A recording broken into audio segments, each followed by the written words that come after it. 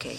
Can I ask you just in relation to the fallout from all of this, if you like, since this story broke and with Mr. Delaney there? I mean, it's clear the organisation has suffered. Your funding has now been pulled. People right across the state are watching this, and I'm sure, as the saying goes, scarlet for you, you know, when they look at the answers that are forthcoming. And all this damage has been done. So at any stage did Mr. Delaney approach you personally and, you know, offer his resignation or, you know, say that he was prepared to step down? No. He never considered his position? I was never offered any resignation. Would Mr. Delaney like to say whether or not at any stage with all of this, I don't have to go through it again, did you ever consider your position? I've read my statement already, Deputy Munster, to the committee.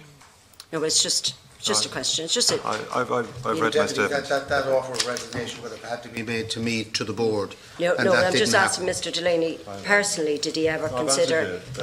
You're not answering, but that's your answer. Yeah. Can I just say, just given that answer, and I would have thought that would have been something you just yes or no answer, you know. But can I just say, just my observation, Chair? I think, you know, that the former CEO has behaved disgracefully today. I mean, he came in with a last-minute statement. He knows the procedures for this committee. He's furnished us with the statement, but refusing to answer any questions in relation to the statement. And he's also refusing to answer questions that are ongoing in relation to his time as CEO. And I would have imagined it's an absolute disgrace, and it's been farcical what's gone on here. But the only good thing is that the public out there have witnessed it firsthand too. And I would have thought that anybody would have been glad to be handed the opportunity to put the record straight. But you haven't taken up that opportunity, Mr. Delaney.